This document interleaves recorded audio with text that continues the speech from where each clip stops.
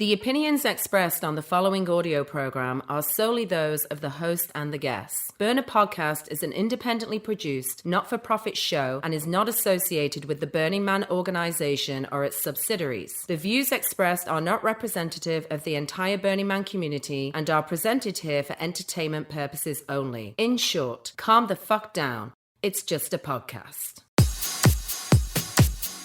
a frog in my throat. Hey, it's episode number 125.5, and it is 256 days till the man burns as of this recording. This intro recording, that is.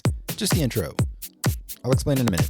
Our community seems to be waking up from this massive collective catnap these days. I was just reviewing my calendar and setting a strong intention to attend Unscrews. That's the Santa Cruz Regional Burn, which I'd been interested in since we did a show on the Santa Cruz Burn community. That was episode number 98, entitled Weeping in a Whiteout. I really like that title. The Burner Podcast crew has some big plans for Burning Man 2022, and it occurred to me that it's even more important to reconnect with our extended community leading up to the Gerlach Regional. I feel like that's a thought I keep hammering home all the time, responding to the asking of absolutely no one. And today's half-episode serves as one of those 10,000 little ways. So here is the lowdown. We have a handful of recordings that we've been sitting on, which did not get immediate release for a variety of reasons. Sometimes it's production related, or there are some artist clearance delays. And the chat that you'll be hearing today was one of those. And this one was because it was not originally intended to be an episode of this show. Dun, dun, dun. Some background. Before the pandemic, I founded a creative collective called Justified Hype. We had an amazing kickoff party on the Ides of March, which, if you're familiar with why the Ides of March is a thing, it makes it even more delicious that we launched a creative collective on that date. I actually even gave daggers to my co-founders as launch gifts, which is great. And then a year later at our inaugural, I was so proud of myself, at our inaugural annual retreat, lockdown hit. Like 2 days before we were set to gather. So then, pandemic and yada, yada, yada, and everything comes to a standstill. We do have some schemes on how to reignite the energy behind our collective thing, but that's a whole different story. Yes, you should go check that out. That's over at justifiedhype.com. But here's the important part. When we first launched, one of the multiple things that we were doing was starting a Justified Hype podcast. And the interview that you're about to hear would have been the pilot episode of that show. I recorded this chat with Steven, aka Afternoon Kitty, near the beginning of lockdown. We broke protocol. But we did sit 6 feet apart and we sprayed down our mics and all that kind of stuff. So Steve's a burner, I'm a burner. We end up pretty much immediately talking about Burning Man as if there's a way to avoid it. And we get into his upbringing and his early career, what kind of paved the way for him becoming who he is today. There's a hilarious story of his court appearance for trespassing that yours truly is partly responsible for. And we go deep into dance floor consciousness and culture, deep into the techno. When we recorded this interview, Steve was in the earlier stages of paving the way for his art project to become the Afternoon Kitty by Steve fashion and festival wear brand that it is becoming. He had this vision of building a sustainable brand from his passion project, and he basically utilized lockdown to make this all a reality. Steve was building and creating and making things happen, while I was just going on afternoon hikes with my roommate's dog and meditating a lot. His fashion line is now in production through a fully active supply chain between San Diego and Los Angeles. So it's the perfect time for this interview to find its way to you. It's going to be a big year for Steve, and it kind of worked out perfectly that the release of this interview was delayed as long as it was. Hey, you ever heard the word pronoia? Pronoia. It's the opposite of paranoia. It's one of the definitions. It's the suspicion that the universe is conspiring on your behalf for your success. I've been digging that idea as I've been experiencing a period of post-traumatic growth myself. Steven identifies as a context artist, What I love about his mind is that he has this really fascinating and deeply analytical observation of dance music culture and dance floor psychology. So we're going to follow his life, how he eventually ends up at Burning Man. We'll sociologically dissect dance music consciousness.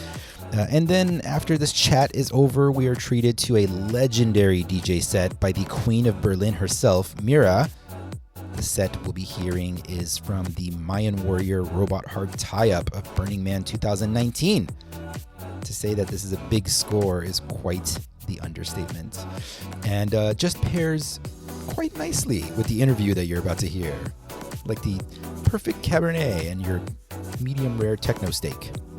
Or of course, perfectly seasoned EDM Brussels sprouts if you're vegan. You know, I've attempted to go vegan multiple times and I keep gaining weight. It's weird.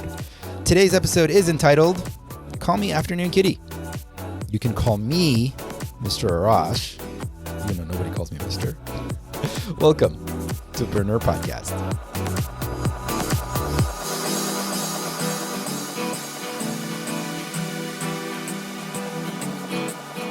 On the first part of the journey, I was looking at all the life.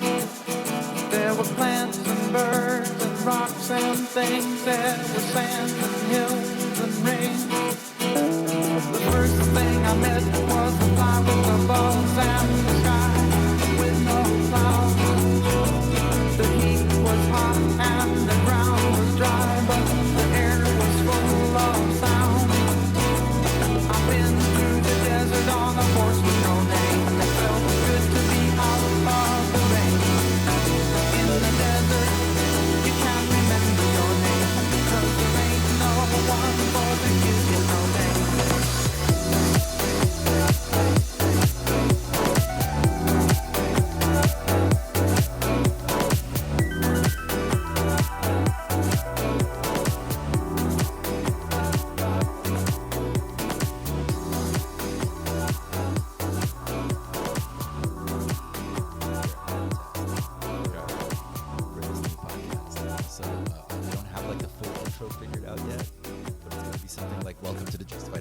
I'm the founder of Justified Hype, Arash Afshar, Mr. Arash, and I am sitting here with Steve, aka Afternoon Kitty.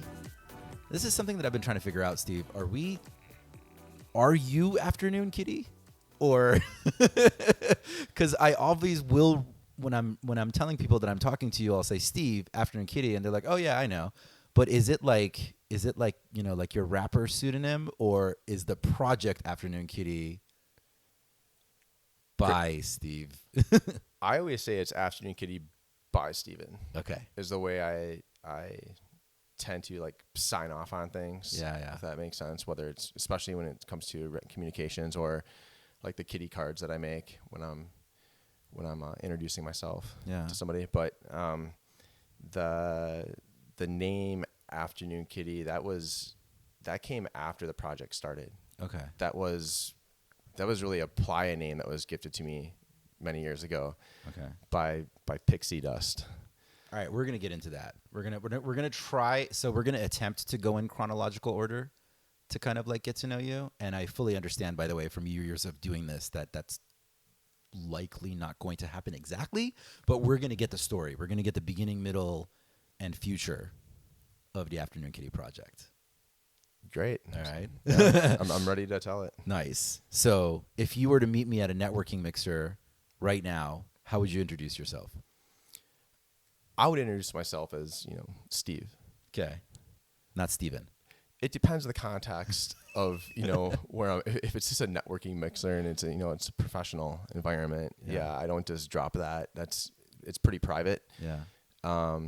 I usually don't even associate my full name or real name with the project. I've always kept it, I guess, as underground as the project has always been. I've also kept,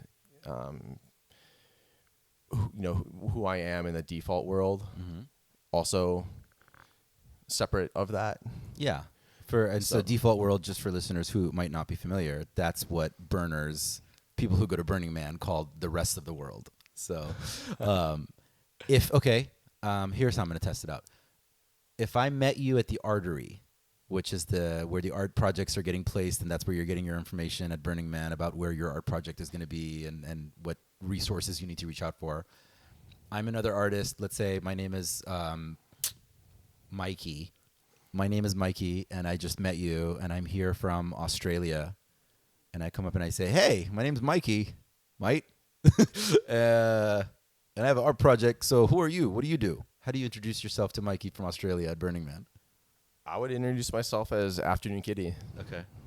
So it is especially especially in that environment, yeah.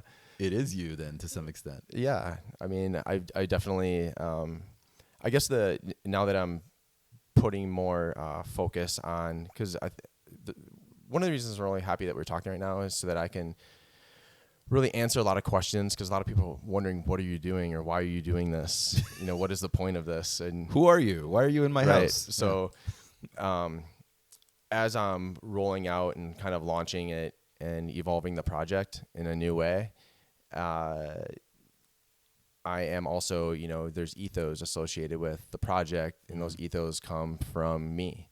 Yeah. And kind of how I operate, and, what I find acceptable and not acceptable, or kind of just like Burning Man has the 10 principles. There's ethos that I've been implementing and integrating into this project for a long time, and now I'm just actually putting them like kitty tips for the dance floor. I guess that's kind of a good example, right? Oh yeah. That's one of my favorite parts, and we're gonna get to that in just a second as well. So, I want to know, do you remember the moment where you decided that you felt comfortable introducing yourself as an artist? That's a great question. I never considered myself an artist, even when I'd go back. I mean, just even growing up doing art projects. I remember, I remember doing art projects growing up, but it was never something that I felt I was good at. Like drawing was just always a nightmare for me. Even Where though did you grow tried. Up? Wisconsin. Okay. Where in Wisconsin? Way northern. Way northern. Were you born there? No, I was born outside Chicago. Okay. So I was there till I was around 5, and then at the time I was really young. My father got sick. He came back from the Vietnam War and he had contracted Agent Orange out there. Wow. Which is really wild. He passed just he moved us up to northern Wisconsin just to kind of get away from the city, and it kind of set us up best he could before he passed. But he passed away at like 30. He was 35 years old. He was really young. Yeah, he was really young. Wow. So how many siblings do you have? I have 3 other brothers and 1 sister, but I was my father's only child. Okay. So northern Wisconsin, you weren't particularly artsy or creative. I wouldn't say so. No, I was definitely more in the. I was more, it was very athletic. You grew up in a small town, so we didn't, we all played outside. There was baseball fields and whatever, and we all kind of had to get along as a community in order to play games. If there was fighting, you had to end that shit fast. Otherwise, you couldn't play. You wouldn't have enough people for a full team. It was a small town? Small town, yeah. Can you guesstimate what the population was? Then I would say it was probably close to 400 maybe. Okay. And then 400 people. 400 people, but the town like 4 miles away had like 3,000 people. So we were all both very closely associated, but the actual physical town I grew up in was really, really small. And in looking back on it, I'm really happy I grew up there. That's amazing. That's legitimate small town America upbringing. Yeah, there's more people stuck in traffic in the 163. Utopia, the San Diego Regional Burning Man event, had a bigger population than the towns that you grew up in. It's true. That's crazy. But it was cool. It was like, it was one of those environments where everyone had a garden, right? Yeah. So as kids, when we were hungry, we just go raid each other's gardens and just eat fresh produce. And so it was kind of like culture shock to me once I moved out of that town and you started seeing words like organic produce in grocery stores. When I was going to college, I was like, what do you mean? What do you mean organic produce? Like, this is just food, right? Like, I just grew up eating food. Yeah. But apparently it's a thing. Were for a reason. you when growing up there? I mean, it sounds like so ideal. Like I'm having just beautiful, picturesque vision of like little league games at night, and the sound of kids running around playing in the streets and doors not being locked. You nailed it. Yeah. And it's just learning how to swim in the river. We'd spend, all day in the river swimming through the rapids, and then there's a basketball court right there, and I'd play basketball like 10 hours a day till my fingers would bleed. It's beautiful. But yeah, so I grew up very, I would say, we spent a lot of time in the outdoors. We were always in the woods doing something, building something, on some type of, ATV. And then, it wasn't the most ideal upbringing. There was definitely hardships. Just, the nature of living in a small town, limited resources. And then, my mom definitely struggled to control 5 kids. Yeah. But she pulled it off, and we all turned out good. So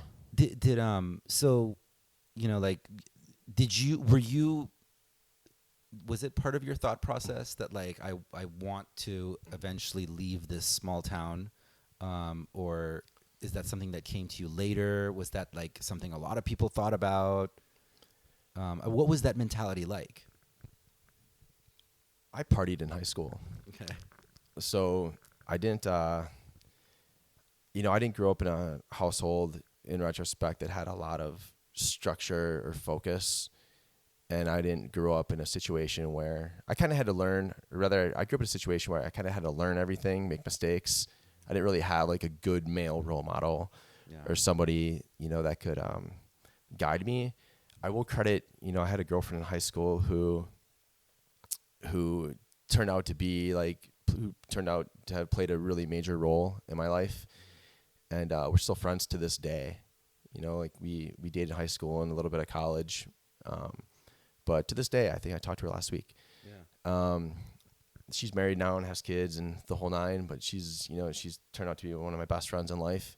Wow. And she kind of, she was really focused on going to college, but it was nothing I really thought about until halfway through my senior year of high school. And by the time I graduated, which was, I pulled it off. But yeah, in high school, I wasn't doing the things that a normal person would do to get into college.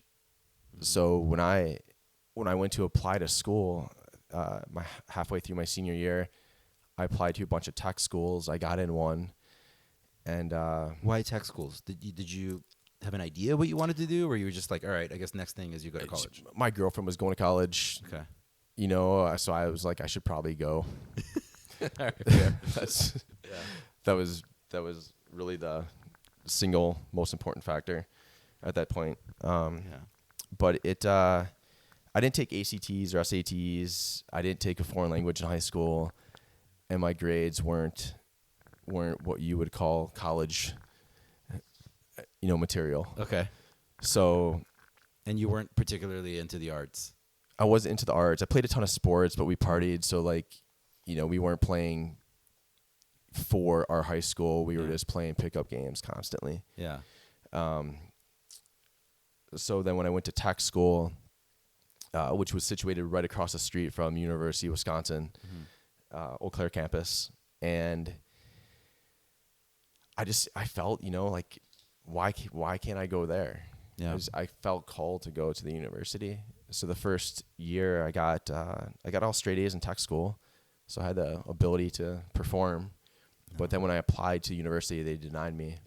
Okay. Grades not good enough?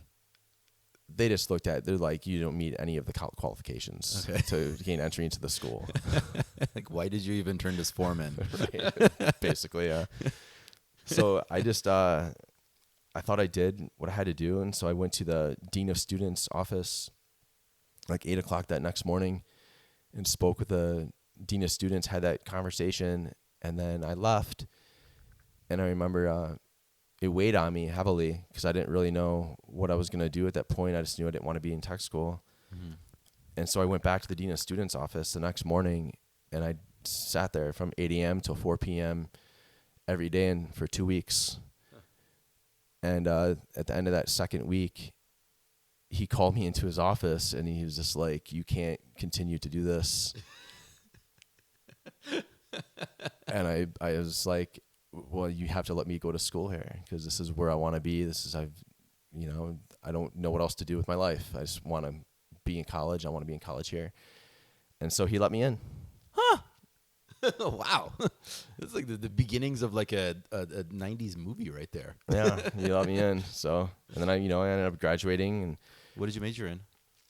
I switched majors like 4 or 5 times, but I ended up graduating with a Bachelor of Science in Education with emphasis in learning disabilities, more specifically emotionally behavioral disturbed kids. Why? I started working for the National Youth Sports Program in the summer, and then I started working for this place called Eau Claire Academy, and it was Eau Claire Academy was like a institution basically that was court ordered. They had like 10 or 11 different units on there, and it was adolescents that were court ordered mainly from Milwaukee and Chicago. Yeah. And most people that work there, 50% didn't make it 30 days. Yeah. If you made it 30, another 50% were gone within 6 months. And I stuck it out about 2.5 years there before I got canned, before I got fired, which I stand behind. Still to this day, I think it was bullshit, but. That you got canned? Yeah. Oh, I thought you meant like you stood behind, like, yeah, I deserve to get fired. Nah, not at all. When you work in that environment, you have to be really, really sensitive to, not sensitive, you have to be really aware of what you say and how you operate, because you're working with kids that come from really tragic backgrounds. Right. And I figured out right away I had an unusual sense of patience for, gang-related kind of criminal thinkers. So really smart, intelligent kids that were just more of a victim of their environment and circumstance. Right. And so sometimes if I worked with them for a longer period of time, you could, I don't want to say push buttons, but you could joke around more because you get to know each other that much more. And it was just a scenario where there was a new staff member, didn't understand the history and the relationship between myself and. Okay. Yeah. Yeah. So I basically what she saw, from the outsider's point of view, probably did look really fucked up. Yeah. But in reality, all I did was eat his bag of chips and drink his soda. Yeah. That's all I did.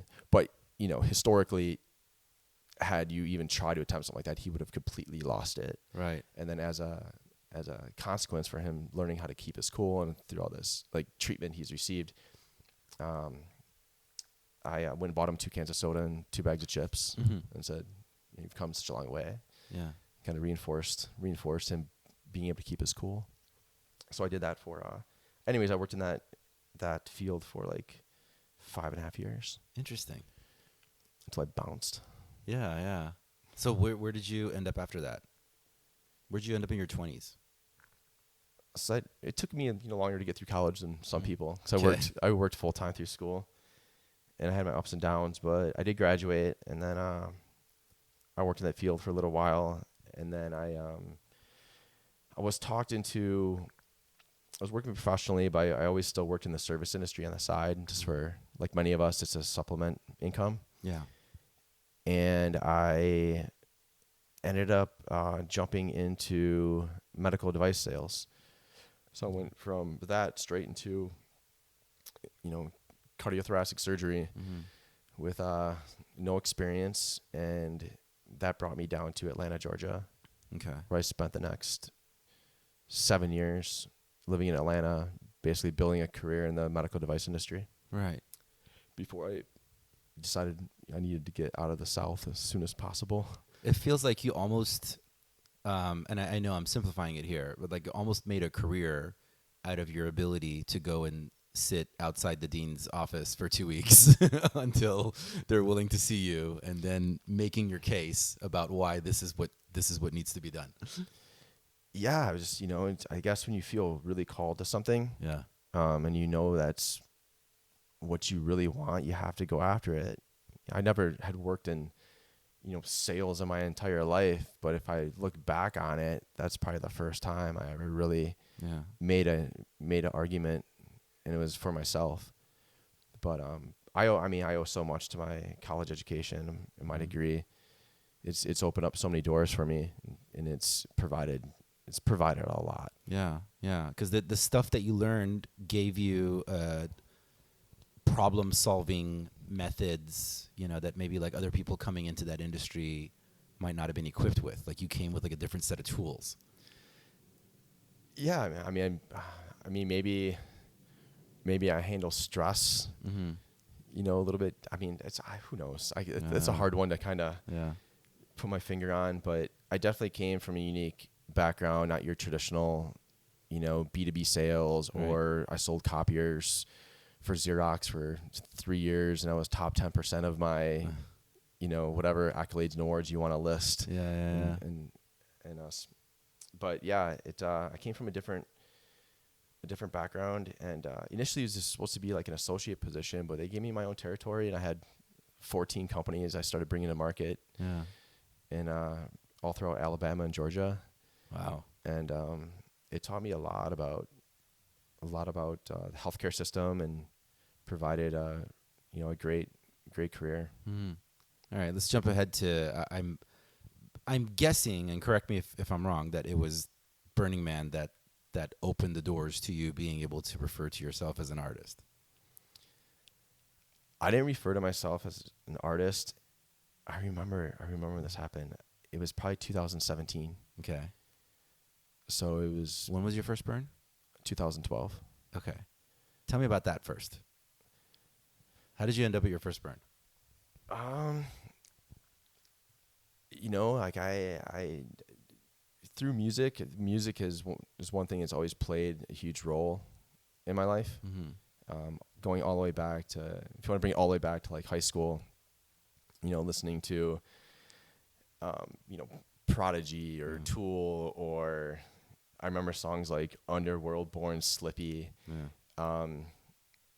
I think, I was getting senior year, I was getting more into I remember discovering Kraftwerk and some of these, really now in retrospect, looking back, kind of innovators of that industrial, sound that later is, in some ways played. I'm not a producer, but, I hear a lot of that in a lot of the music I listen to today. Yeah.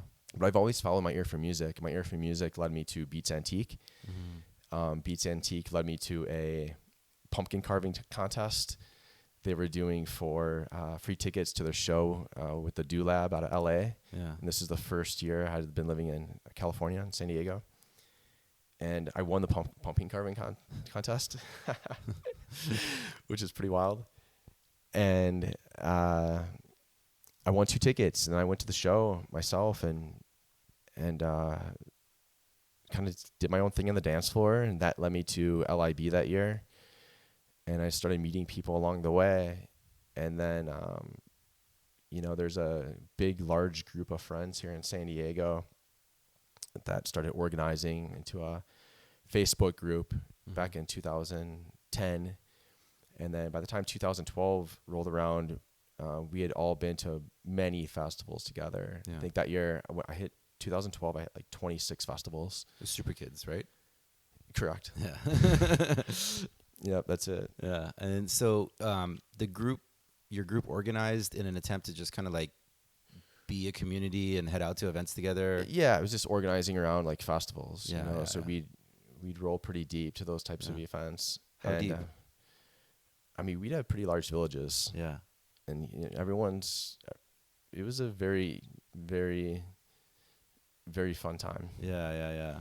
Because I know I've interviewed, I want to say Super Kids have come up in at least 2 or 3 different episodes of Burner Podcast as the breeding ground that kind of created some of the groups that came out of it. I see actually Derek had commented on there from Shangri-La's, and he's tuned into the live, like watching us talk right now. I love him. He's lovely. But yeah, I'm pretty sure we talked about it on that episode as well. Yeah, a lot of camps, that group isn't. A lot of connections came from there. Yeah, a lot of people were able to organize, and it got to a point where it kind of, when the dust settled, so to speak, what was left is a bunch of Burning Man camps. Yeah. So 2012 was the first year that we founded and took Ego Trip to the playa. Right. And that was my first burn. So I was able to go out my first burn like a week ahead of time, a week before the gates, and help build that camp. Right. So it's just like this is kind of interesting as a community building aspect. It was a Facebook group that got together, attending festivals, mobbing really, really deep. And then from that group, multiple Burning Man camps were created. That kind of grew out of it, is the way I say. Yeah, it's like a soil that the plants grew out of. I mean, you meet amazing people on dance floors, right? Right. So we basically, I think what was happening is,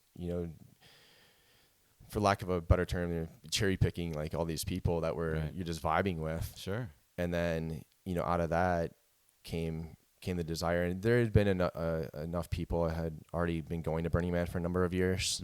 I know Derek and a bunch of other people.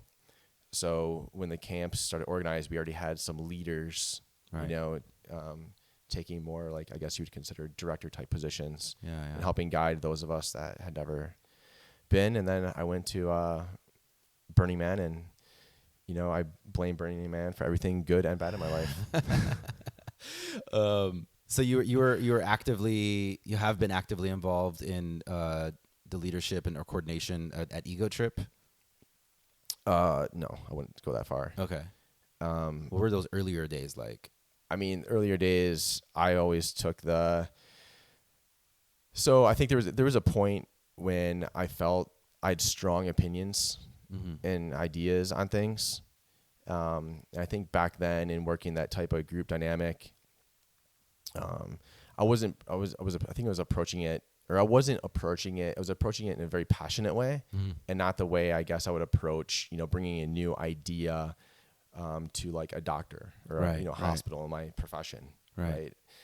And I know those two versions of you very well, by the way. Right. Because John Reynolds, Base Exotic, like I remember he would tell me, like, when I was first getting to know you, and I didn't really I was not familiar with Afternoon Kitty or anything yet. He would say, like, I don't actually understand what he's doing, but he's so passionate about it, and I love it. Like, that's something I've definitely heard, like, as the way people will describe your energy when you get into it, like you're like strapped in. Yeah, I go all in. Yeah, I'm not halfway, even quarter way. Like, I'm not 90% way. I'm 120%, 1,000% all the way in. When I put my mind behind, or if I put myself behind something, right. And that's worked, to the positive end, and in some ways it's to the detriment of certain aspects of my life. Got to break a few eggs if you're gonna make an omelet. Yeah, that's the reality of it. You've taken art to Burning Man? I have several projects. Okay. Ego Trip is, it's a collaborative project. And again, getting back to your original question, I've never taken. I learned very quickly that I'm a better worker bee, and I'm better, kind of helping things happen that other people make decisions on. Okay. And then when it comes to my specific art pieces, like something that I'm building with one other person, or whatever that project is, I always approach it now as like, hey, camp, if this is something you would like me to bring, I'm definitely open to it. We can all talk about it. You go. But I don't force it. Right. And I've definitely let other camps bring my projects to the playa too, or we brought them to the playa and we've executed them at other camps like Pile Palace, for example, one year. Can you describe real quickly what a couple of your projects have been? In 2000, I believe it was 2013. Yeah, no, was it 2012? No, it was 2013. After Burning Man, I came up with an idea and I applied to the SD Utopia for a grant. Okay. And got together with Mountain and Jess Jehan for this idea for this these 3 pyramids, and you would, each pyramid was 5 foot by 5 foot at the base, 5 foot tall, 4-sided, and then there was 5 foot benches around each side. And it was more of like a kind of a meditative spot where someone could sit on top of the pyramid, people could gather around it as well. Right. And while we were building it, all credit to Mountain. He's an amazing carpenter and helps me bring my ideas to life in many projects. While we were building it, someone came to the warehouse and was like, "Why don't you stick a pole through the middle of it?" So Utopia had granted us, thank you Utopia for granting us money that year.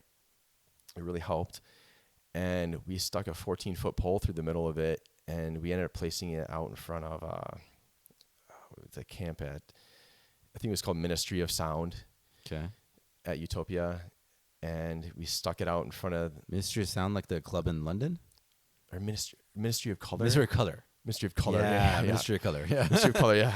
Yeah. We stuck it out in front of the. They had a huge setup, a massive stage there, and what it turned out to be is a 14-foot stripper pole that was like, super secure, and we were probably like, I don't think anybody For very, very tall strippers. I don't think there was less than 5 or 6 people on that pole at any given time. I remember it. that entire burn, Yeah. that entire decompression. So I ended up bringing that to, or myself, Mountain, Jess ended up bringing that to pretty much every Desert Hearts moving forward. After that, and that became a staple on the dance floor. So that's one of the projects. 2 years ago, or 2018, we brought the Disco Ball with the Wings, the project, Disco's Angel. I never really settled on a name for it, but it speaks for itself. And that the concept there was reimagining a road case. Yeah. And why can't it, if it can store and transport a disco ball, why can't it also display it?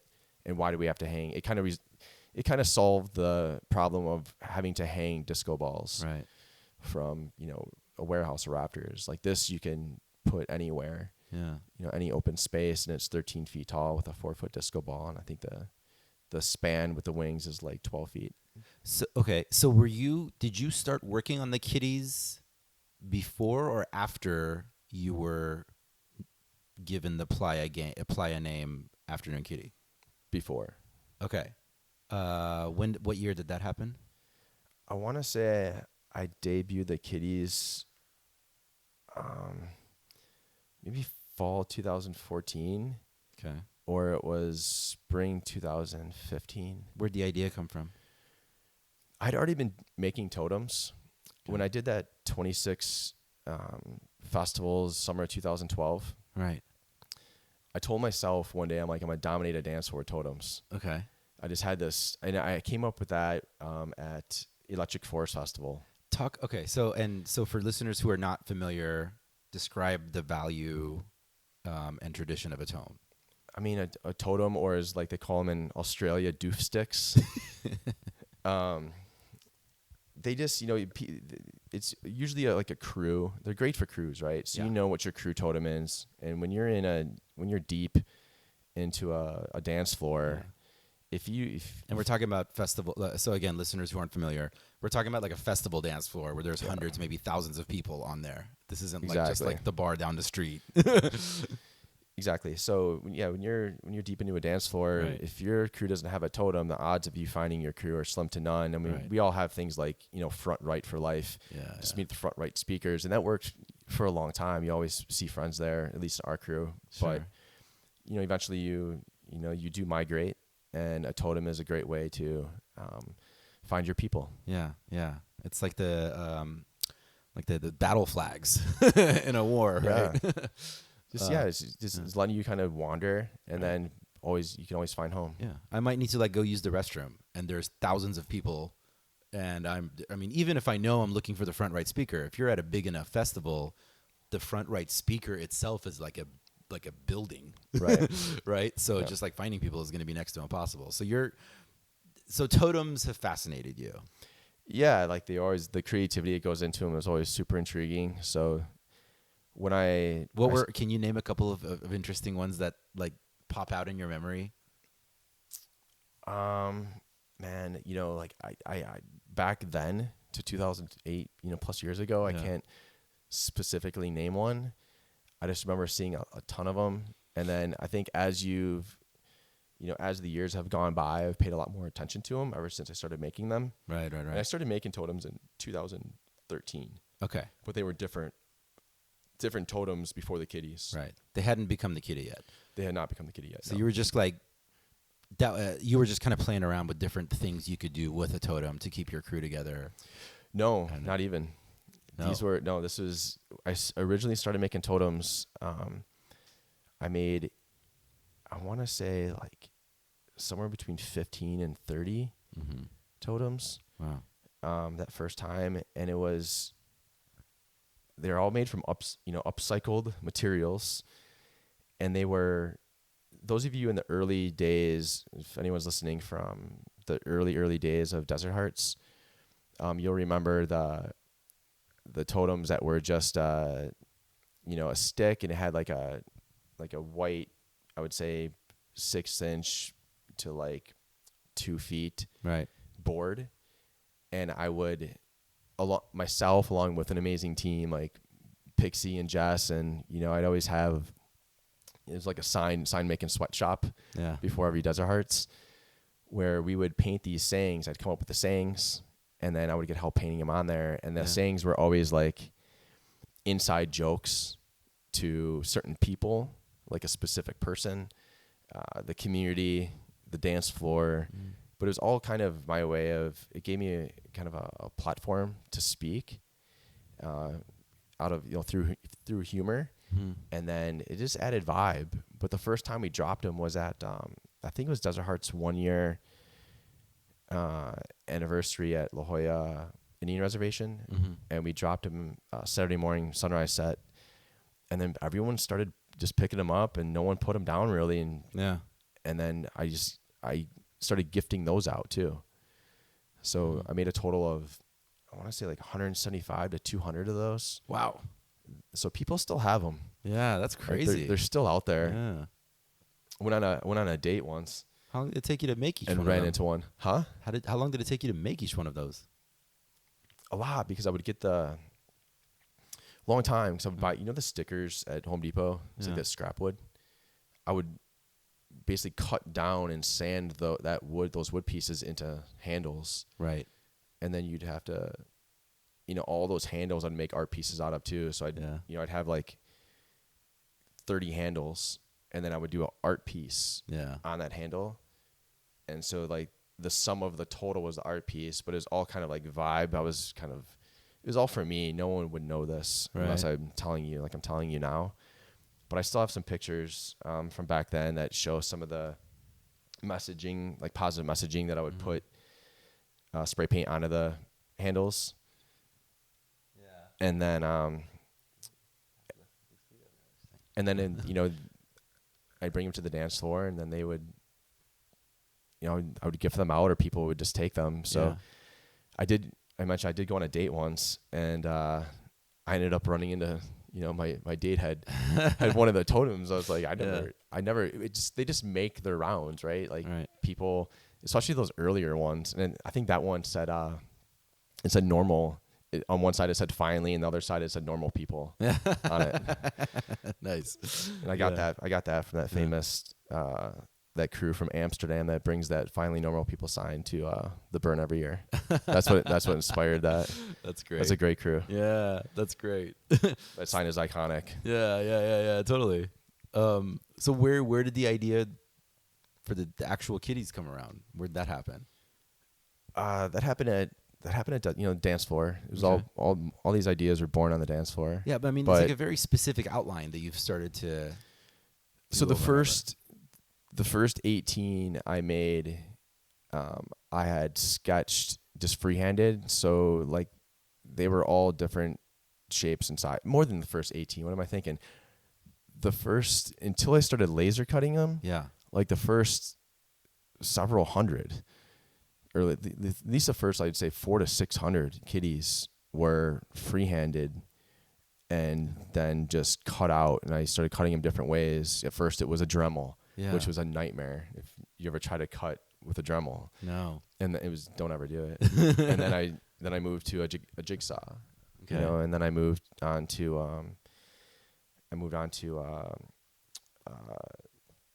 oh my God, a scroll saw. Okay. And that was about as good as it got. And Where are then you doing these? Where were you doing those at that time? you know, after Burning Man 2012, I pretty much got addicted to art. Yeah. And so I ended up with garages I'd been renting around San Diego Yeah. and all kinds of different locations. So it was always, you know, my garage was always a place where I could, typically always had a place where I could chill too. Yeah. So, you know, there was times when, you know, the several plus thousand hours I've spent on this project, those were all isolated. So in a time of quarantine like we are now, Yeah. I am quite familiar with spending a significant amount of time alone anyway, Yeah. making art. And I think every artist could probably identify with that, actually. If anyone's really prepared for this time, it's artists. Yeah. Is, you know, what do we do with this time, right? No, I'm immediately like people keep describing like sitting at home. I'm like, I don't know what to do. I'm like, dude, I'm working on writing. I'm doing this project, doing Yeah. that project. There's like a lot of stuff like I'm happy that I can finally get to. Exactly. So, you know, there's a silver lining in that in a lot of ways. Yeah. But the kitties, the shape, it got to a point where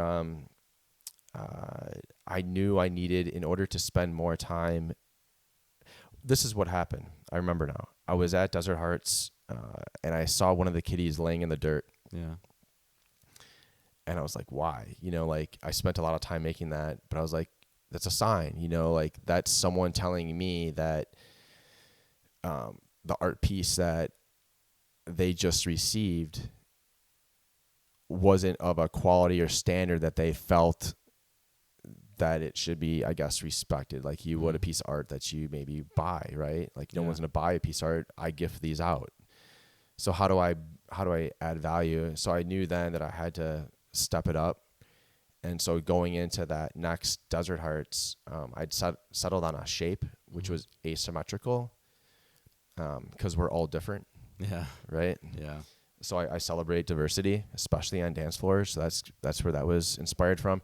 There's a little bit more of a story to it, to the shape. That's maybe I'll get to it some other time. Fair. But there's a reason for the shape for sure, and a big reason is the celebration of diversity and how important that is to just life and dance floors in general, and how much we can learn from one another. And it has imperfections, like kind of on purpose. Yes, Yeah. definitely.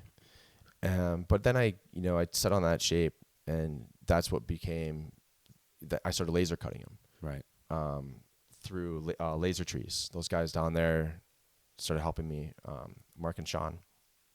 And then that allowed me more time to focus on the actual artwork, Yeah. which the kitties are handmade from scratch, every part of them.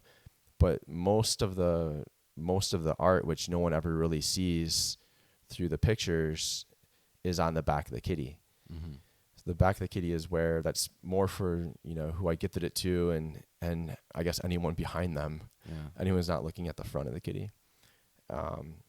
And so it worked. It allowed me to really, I guess, accelerate, or it allowed me to elevate the quality of the art piece, and I felt much better about it.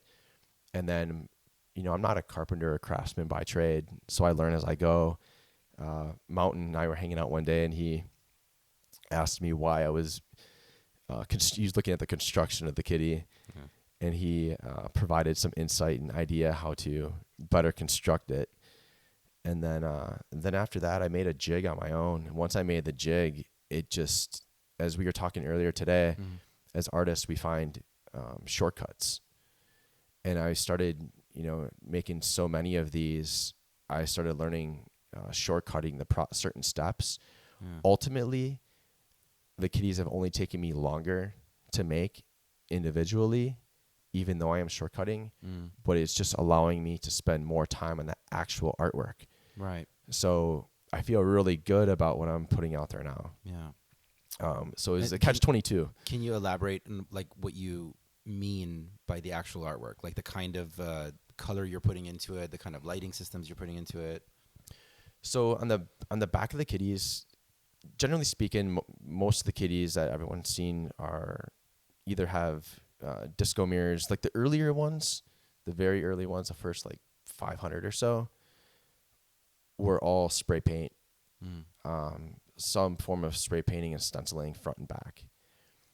But I started using sequin on the front because it allows you to draw and message, and that the amount of creativity I've seen with people and the pictures that I've received of people, what they do with that sequin is mind blowing to me. I still can't believe you could use sequin in that many different ways. But on the back is where I do all my stenciling, so I can tell by looking at someone's kitty.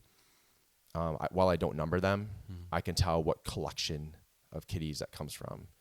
So I'll do event-specific kitties that's themed around that event or that festival, that party, or that region.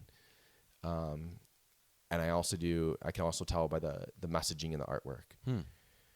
So that's my identifier. And then I do different themes.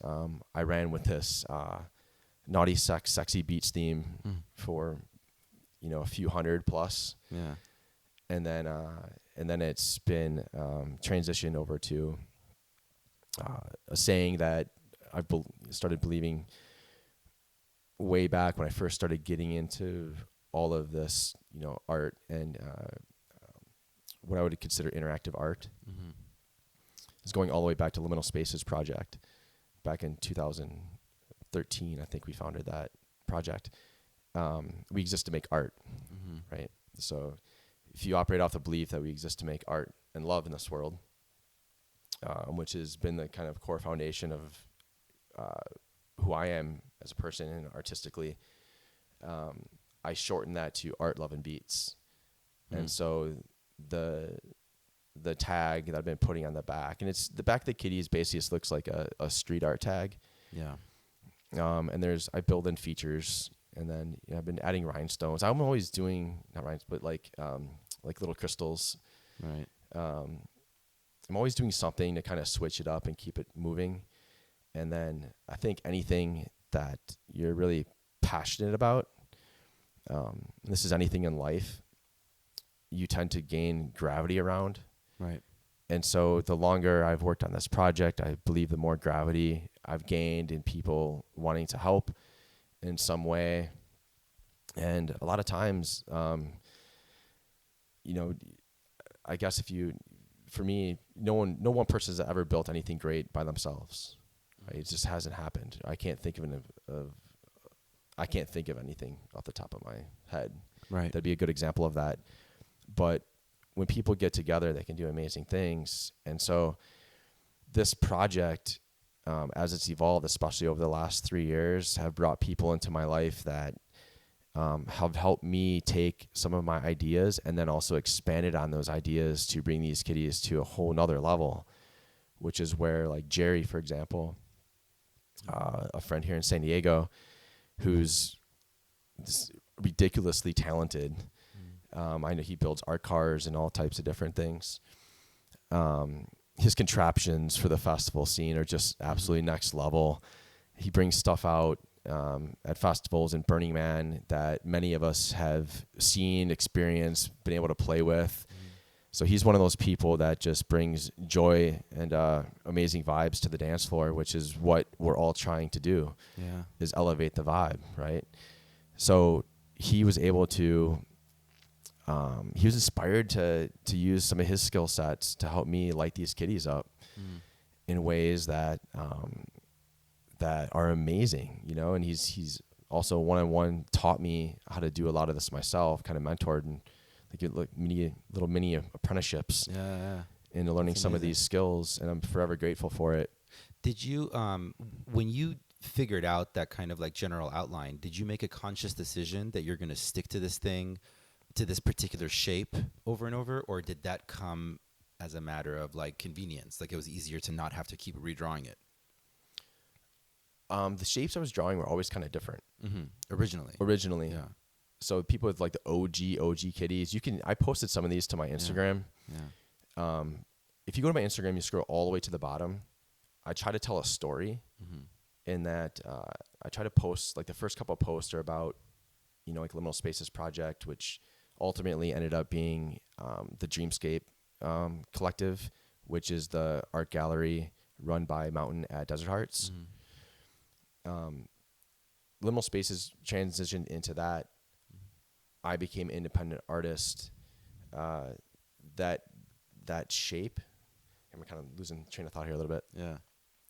That shape, they were all different shapes back then. So if you go through my Instagram, you can see some of the OG original kitties. But at some point, it became the shape that we see over that you and over see. now. So that's the one I had that turn into a vector, and then that vector is what all the kitties are cut from. Right. Which, in retrospect, also serves another purpose when I want to put a lighting package out that people will be able to just basically clip on to their kitties. Right. Some people who are really ambitious are already lighting up their kitties in really, really rad ways. Yeah. But they definitely need to be lit at night. My goal is in the soon to near future be able to have a lighting package available that you can just buy and clip on, and the shape having been cut the same way for like the last at least 600 to 700 kitties, maybe more. So it was a conscious decision at some point that you said these are going to be the same shape from now on, because then I can get more versatile with different kind of expansion packages. Well, the same shape and laser cutting that was all implemented, so I had more time to work on art on the back of the kitty. Right. But as a unintentional consequence, it's also going to serve more purposes moving forward. And it also, I guess, if you consider that my mark, I guess along the way I've accidentally created a recognizable mark as well. Right. Yeah. Calvin Klein said repetition is reputation. It's like a basis of a design, is you want consistency and variety, right? Like the consistency is the outline, and the variety is how you treat different series of them and how they get released. Yeah. It's that. I definitely have that going for the project. I guess that would be something I would consider, in my favor. But I've always tried to keep this project very underground as much as possible over the years, and a little bit, sexy where I can, and fun, most importantly. So I think there's elements of that you'll find throughout the artwork, and throughout the amazing people that I've met through this project that have these kitties. Shout out to Kitty Country. Yeah. You guys are amazing. Kitty Country is what I consider everyone that's either has a kitty or has supported this project in some way, because I haven't only gifted out kitties. I've been gifting out jewelry too and gear for that matter. It's the community that has built around this art project. Yeah, like it started with the gifting, and then it expanded out. Like I didn't have social media. Like I know the rules. I do business development for a living, but I always kept this project isolated from that train of thought. Like it was always a passion project, and I kept it off social media until 2017. I didn't even really know people were taking them around and using them and traveling around the world with them until I started an Instagram account. Yeah. And then people started DMing photos to me. And so while I'm lacking severely with posting stuff that's going to change in the very near future, people have been DMing me photos. I have thousands of photos of people with their kitties all over the world. So in the end, like I already consider this was a success to me. Like all the people that I've met and the connections and the community that has been, I guess, built through this project is I couldn't have ever imagined it, but I'm so grateful for it. The size of it is fairly portable. It's about the size of like an arm or a forearm. Now it is. They used to be 3-4 feet tall. Okay. They were more like kitty canes for the dance floor. Meant to be kind of like like a totem. Yeah. Keep so your that people balance. can Sure. Okay. That works. And Yeah. it served multiple purposes. How did you decide to go smaller? I knew they had to be. The first time I ever went smaller with them was, I want to say, it was Desert Hearts 2017 when I released the Disco Kitty collection. Okay. I used all disco mirrors, and that was inspired from the previous Desert Hearts. During a Lee Reynolds set, I dropped a bunch of totems on the dance floor and different types of totems, more of the OG original totems. Yeah. And then I brought the kitties, and you couldn't see the kitties at night. It just bothered me. So I came out with a disco mirrored collection that next Desert Hearts. And then that's right when I launched my Instagram account, that same Desert Hearts. So that was spring 2017.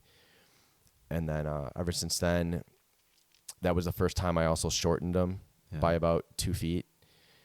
And then I shortened them again, and now each kitty handle is about a foot. Yeah. And it's easy to pack.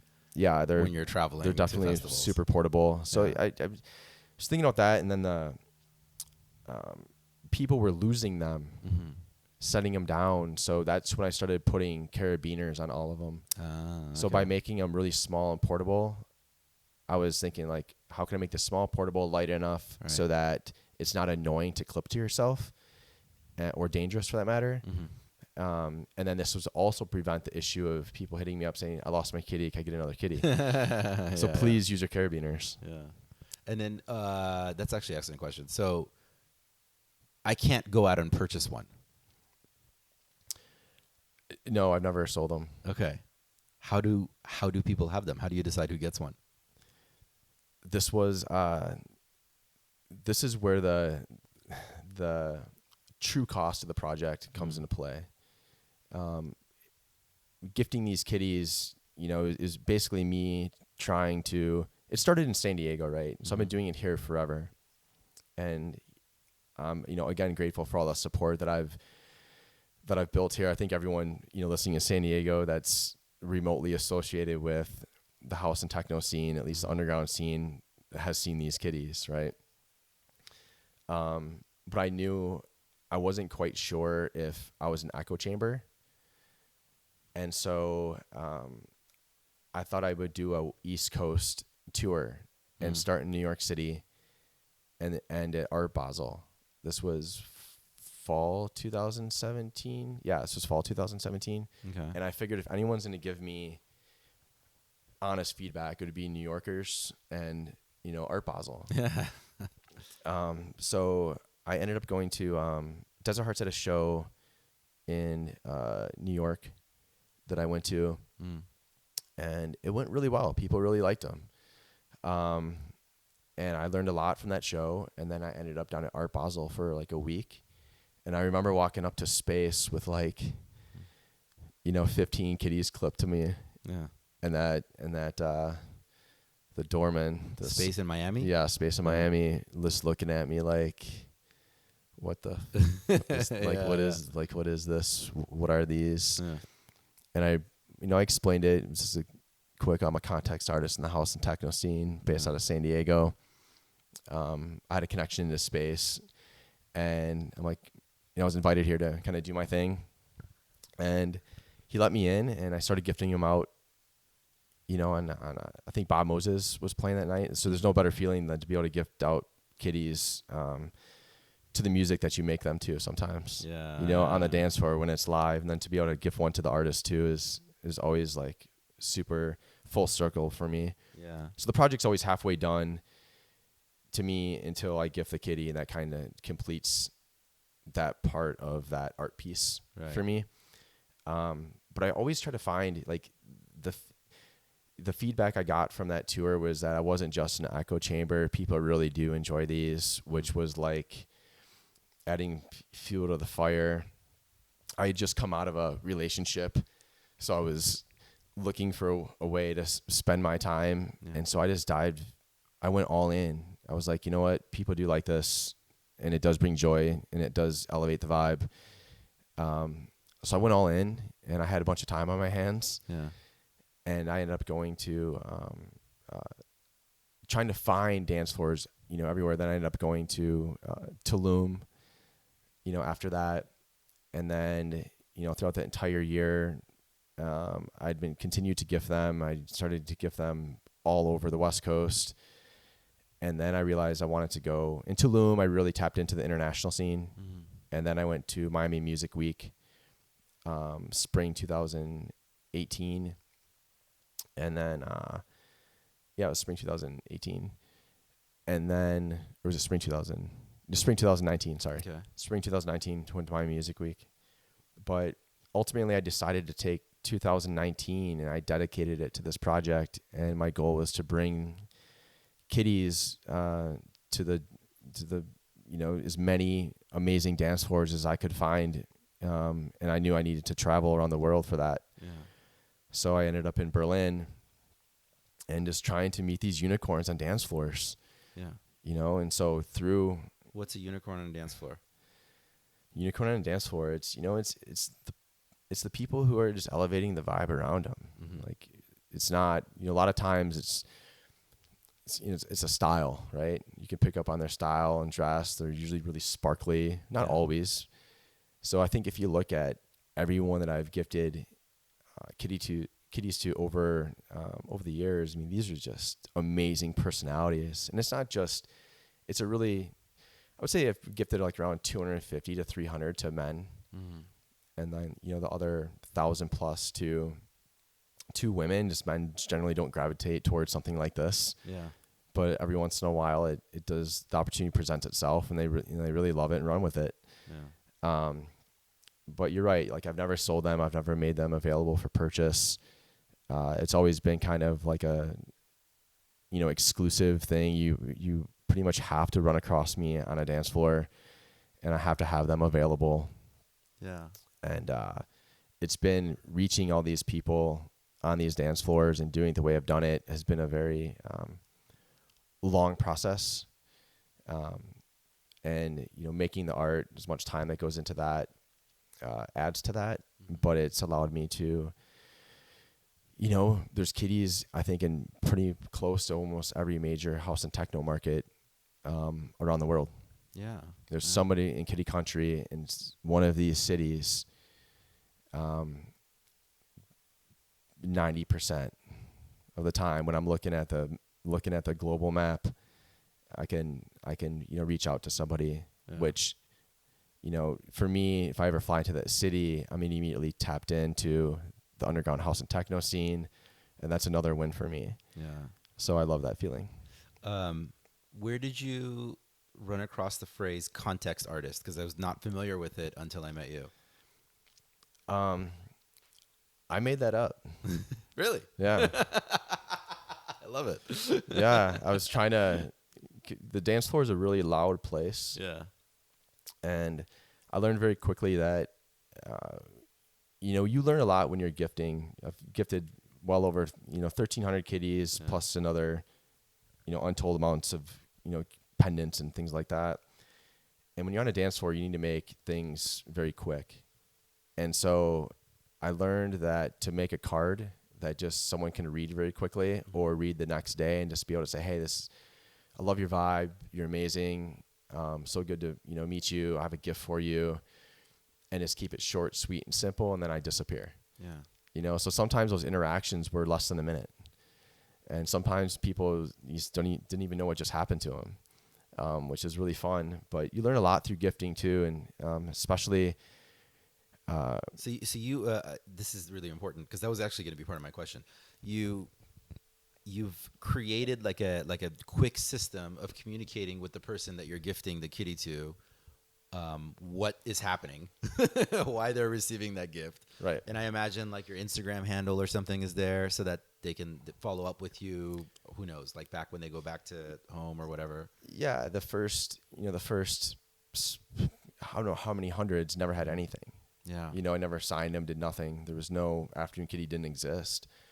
But at the very least now I write, part of it is just kind of letting them know why they're receiving it. Mm.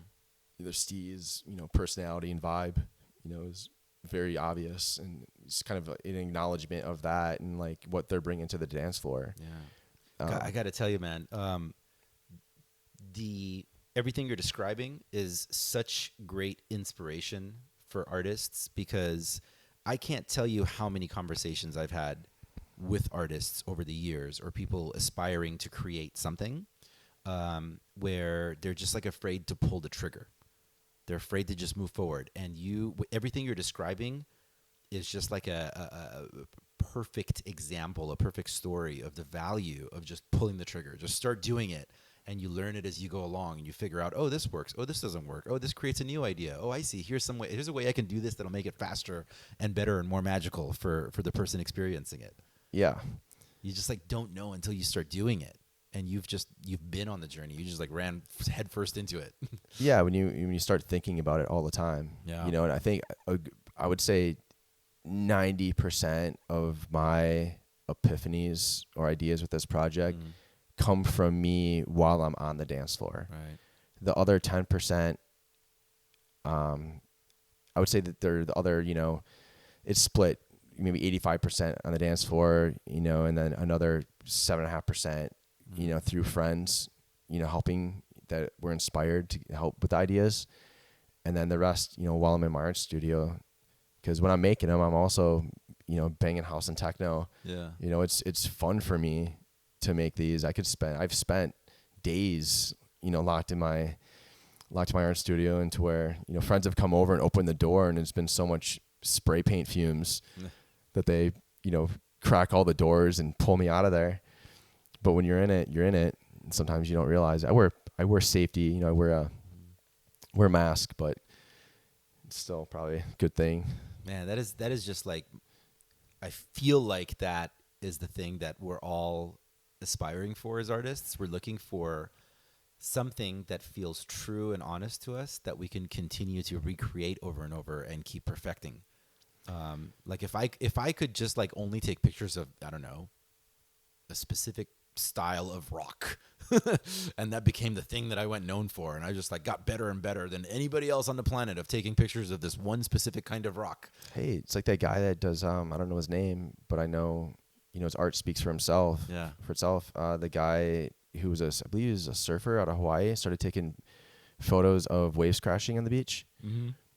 And he's turned that into a massive, that's what he does. Yeah. He takes these most amazing photos of waves crashing, like inside of them too. It's all perspective shots. They're really cool. Finding this one little perfect corner of the world and just like all in. So context artists, it comes from all the art that I've ever made was designed for the dance floor. So, you know, I'm a context artist within the house and techno scene, and a lot of it is bringing vibe to the dance floor. Right. Like, you know, creative dance floor design and vibe. And so that, you know, based on that is, you know, opened up, you know, doors for me in the world of production. Paid my dues in that world for a long time. I wanted to learn, you know, from the ground up, what it meant to be, you know, a stagehand, for example, and how to wrap a chord, you know, how to wrap power and things like that. Just all the basics of things, so that I could do those things, you know, in events, and I could help out where I could. So it wasn't just about the art. I really became addicted to the dance floor too, and I wanted to know everything I could about it. But I'm not a DJ. Right? Yeah. That's the one thing. I was recently referred to a famous international DJ though. Which we could talk about that when you're ready. Yeah. We're gonna get to that in just a second. So, has the idea of mixing music not interested you? I listen to so much music. Yeah. A lot. It's funny, you know. I'll be on the dance floor and I hear DJs dropping these tracks all the time. I'm like, I know that track. I know that track. Several friends have, you know, talked to me, and they've said like, hey, you know, if you ever want to DJ, you know, I'll teach you. You know, like, you could pick it up so fast. It's not that I've ever been against it. I've just and this kind of gets into where I'm at in my life right now. Between working full time in my career and also being what I would consider a full-time artist, a full-time unsustainable artist, which is why I've been working full-time. That I've had a lot going on, when you have a lot of stuff, for example, just a lot of stuff in your house that requires time and attention, right? Yeah.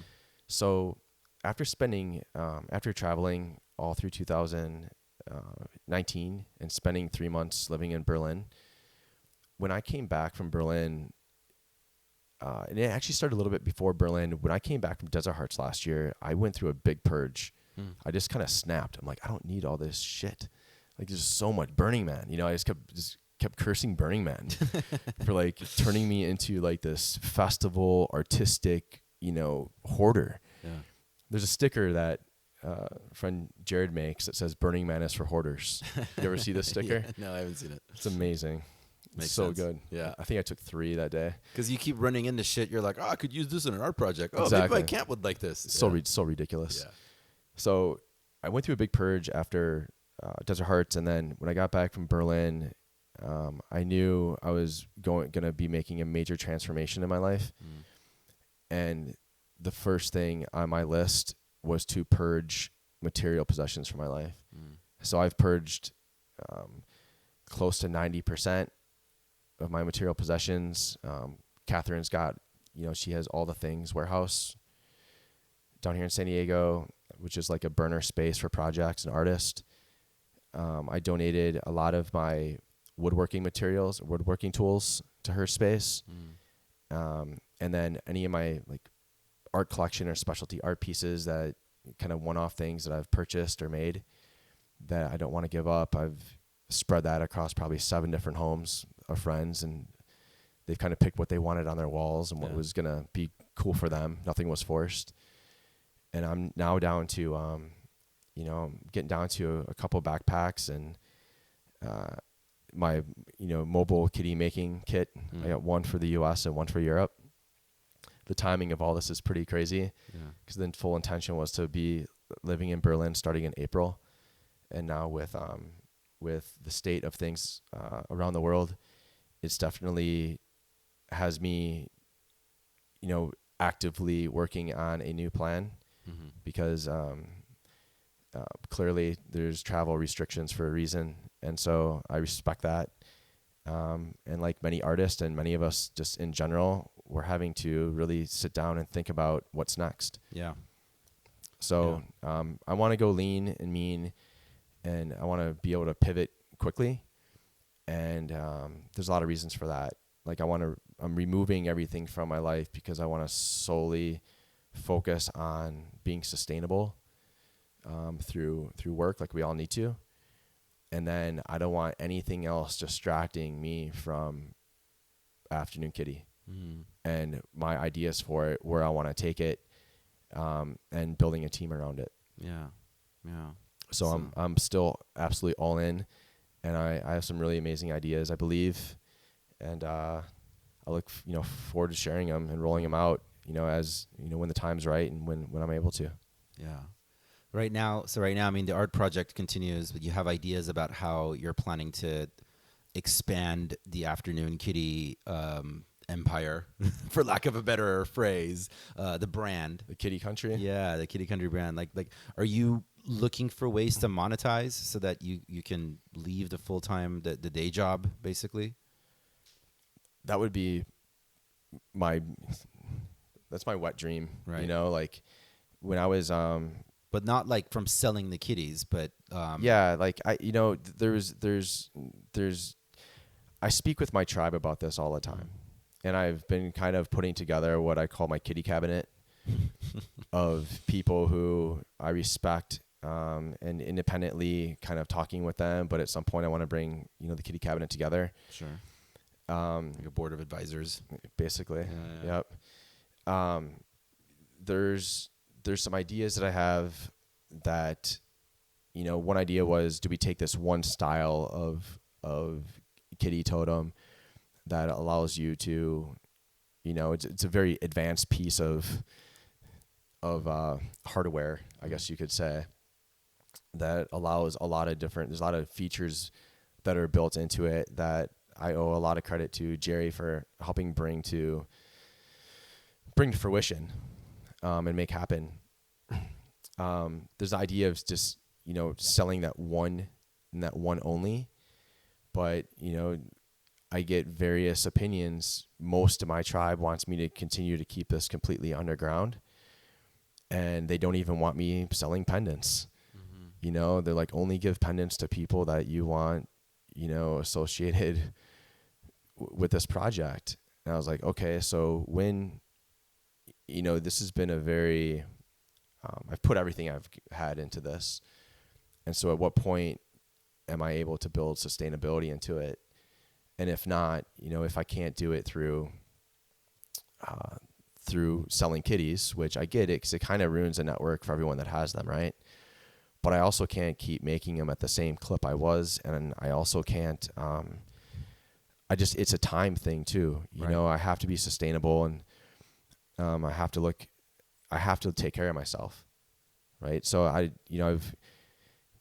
I've gifted around 1,300 kitties now to this, to date. And then, I throw in all the other things associated with that. All the kitty cards are handmade too. All the jewelry, it's a lot. Right. And it doesn't financially, I don't come from a well-off background. Right. I make every penny I have or had was, I made from scratch. So right now, I'm like many of us, I'm just evaluating where I'm at in my life. Right now, the events industry I've had a little side production company. I wouldn't call it a company, just a little side production thing that I've been doing in San Diego and along the West Coast for a couple years, like with Bouquet, for example. That all those events are gone, right? Everything's dried up. Yeah. So that even that side income is gone right now. Temporarily, right? Yeah. It's temporarily, but for the time being, like for an artist, you see your news feeds, and I'm texting with my friends. A lot of us are like, what's next? My plans to move to Germany have been altered. Yeah. So when it comes to delayed, right? When it comes to this project and monetizing it, I'll just tell you one of my bigger goals. One of the bigger goals is to bring Kitty Country together. To be able to bring all these amazing humans from across the world and these personalities, having all these people on one dance floor. I just can't imagine an energy that would, that could even touch it. Right. So that's my ultimate. That would bring this project absolutely full circle for me. One day, I hope to be able to do that in the near future. During the interim, I'm working on a website that is going to build some monetization into this project, because moving forward, I have to start putting money away for emergencies. I need to start thinking. I need to start thinking more long term and not just live in the moment. And I've been living in the moment for pretty much my entire life. So I've given this project, the better part of 7,000 hours of my time. Uh-huh. And I've dumped everything else I possibly could into it. Heart, soul, financially and everything. And where it stands today is I feel like I built something that is representative of who I am. It's someone once told me this, and I've never forgot it, and I thought it was like the greatest compliment. But they said, you're like underground Hello Kitty. You're like the naughty, sexy side. And I've always like kind of, laughed to myself. But and the reality of it is that the dance floor is sexy, right? It's a sexy place for all kinds of different reasons. And it has been an underground project for a really long time. And I'll continue to consult with my kitty cabinet and see where this unfolds organically, but now with just a little bit more guidance. And the hope is that I, like the kitties, I release things through Afternoon Kitty and the website, afternoonkitty.com, that will allow this project to start to feed itself. It's not about feeding me. I'm gonna go back to work until hopefully one day this project can feed me, Right. Full time, and in a way that everyone respects, right? But for the time being, the project needs to feed itself, and I'm trying to put things together to that are also in a way that's aligns with the ethos of the project too. There's certain things that I want to maintain, so that the integrity of it. Yeah. No, I couldn't agree with you more. It's definitely an impasse that many artists come to, is exactly where you're at right now. Like, what is the next step? How do I keep doing this? These are all important questions that many of us are asking. I'm trying to decide if I want to get into the court case story or not. Sure, why not? It's got such a. Just do it. Not sure if it's a good idea, but like, long story short, So we're getting into it. Yeah, Good. long story short, we were doing a photo shoot featuring Steve with the Justified Hype crew. Jan Yanez is a photographer who's part of our network, was photographing.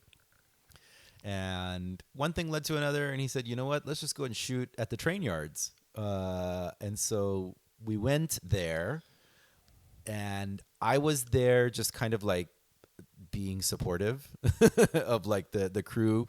We had Rebecca Valencia, who's one of our co-founders. She was there writing an article, and she was interviewing Steven while we were walking. And we had a Don there who was doing the hair and makeup.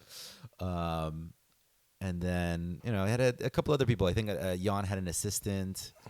And so we get there within about 3 or 4 minutes of taking photos. We're on like train yards here in San Diego. We didn't know. We had no idea where we were. We just saw there was trains. We walked around the corner. We started taking photos. And I'm playing on my phone, and all of a sudden we realized that we're being surrounded by law enforcement, or MTS law enforcement. Anyway, that was a comedic experience, which listeners, you can read. Rebecca has written her account of that, and we had not released it until now. But I think we're going to go ahead and attach it to this podcast because at this point, everybody's appeared in front of court, and it's all been cleared at this point. And it's really funny, so you should definitely check that out. We're gonna do it. I wasn't sure if I wanted to release it into the world because it's really, really, really funny, and I felt like, oh god, I mean, are we just using our platform to totally crack on the poor guys who had to go through the experience of writing us tickets? But we did. So you can read that story. What basically happened is each one of us has had to go and appear in court, and then like they just reduced our fine by like $40 or something, but they basically fined all of us independently of each other because they have a zero tolerance policy at the train yards. So we're like, well, we had no idea. It wasn't like a malicious intent, but they didn't care. They're like, if you have a problem with it, you can go take it up with MTS, but the ticket has to be enforced. So each one of us has paid it. It's like kind of like a traffic ticket. The last person to appear was you, because you were in Berlin when the rest of us were doing all this. Yeah, it was 2 days. We did that 2 days before I flew out to Berlin. Yeah. So it was like I barely pulled that off. Yeah. In retrospect, I probably should not have done that. Like the timing was just insane, but the domino effect, the ripple effect that decision made has been positive, but it's also, caused a little bit of strife. Well, it's funny because like the photo shoot actually, I feel like ended up going better after that whole thing happened. I tried to like step forward at first and like see like if I could just kind of take the ticket for everybody, and they weren't having that. They're like, no, every single person must be ticketed.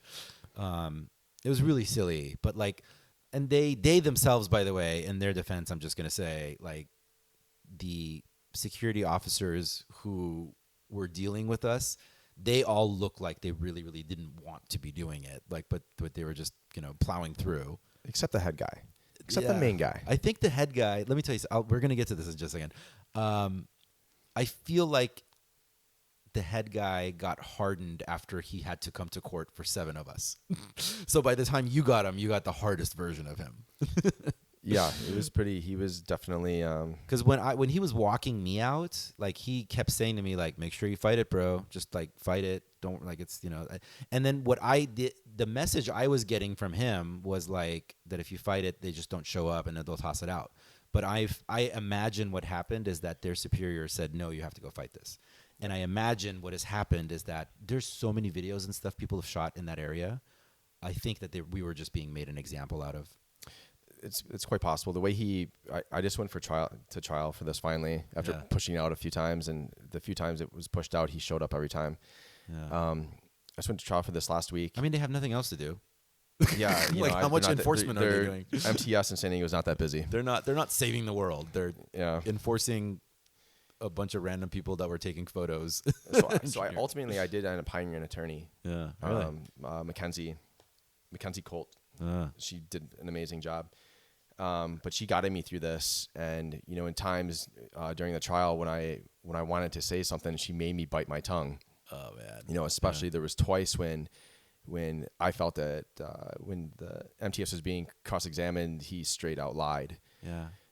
What did he lie about? So one of the things he said was that he had aerial photos of where the incident, like Google Earth aerial photos. Okay. And he was circling where this supposed incident took place, which was not even in the photo. It was like he was circling the white part of the paper. Yeah. He was like, it was up north of this part of the picture. So there's no like actual physical evidence that we were there on paper. It's a terrible piece of evidence, in my opinion. But he said, you know, where the fence was along, I guess, Harbor Drive. Yeah. He's like, as you can see, you know, Your Honor, there's a fence here. So they had to like come in, instead of going in that way, they had to criminally trespass coming around this other way. So he made it sound like we saw a fence and then decided to take a different way in. Wow. You know, that's one of the things. Because again, they has like nothing else to do. So sitting around figuring out how to make this ticket go through is the most important thing on his desk. And I can definitely attest. I was playing with my phone and just following everybody. Yeah, like we weren't. Yeah, none of us were paying attention to where we were. And then before we knew it, Rebecca was interviewing. Her and Tori were asking me questions, and I was engulfed in that. That's so ridiculous. So he also said that we had been there for like, you know, at least 20, 30 minutes. Nope, it was about 5 minutes. Right, which in retrospect, I brought timestamp photos of the previous shoot. And then that photo we took, it would have shown that. But we didn't bring it. And then ultimately, Mackenzie did a great job of cross-examining me, asking me the right questions.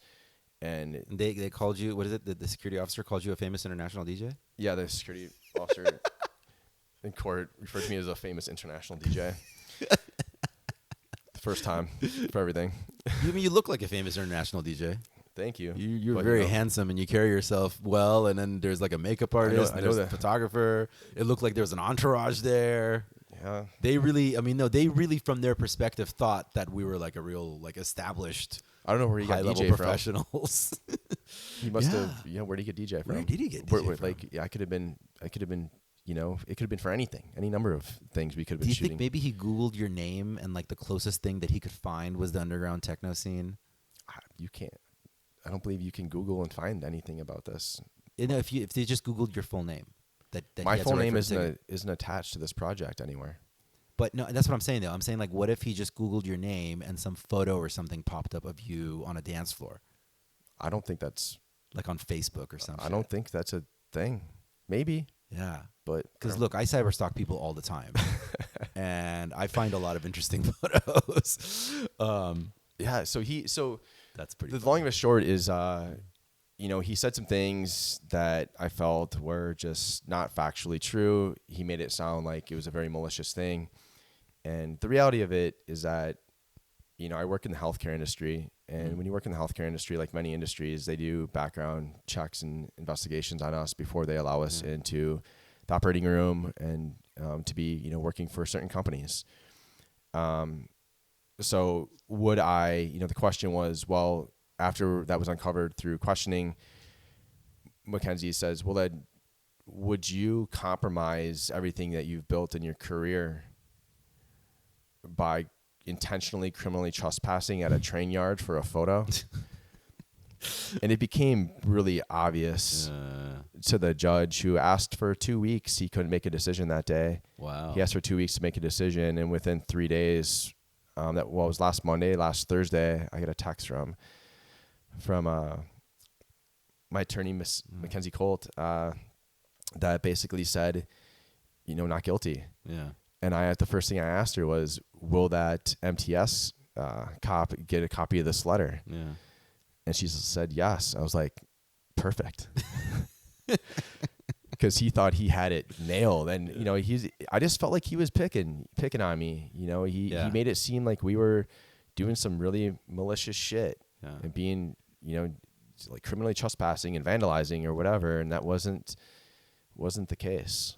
So honesty won, and the judge was very impartial and he exercised his, good judgment. I am glad. First time it's worked. Usually it works against me. It worked for me. Yeah. Dude, I can tell you, I see so many photos taken there.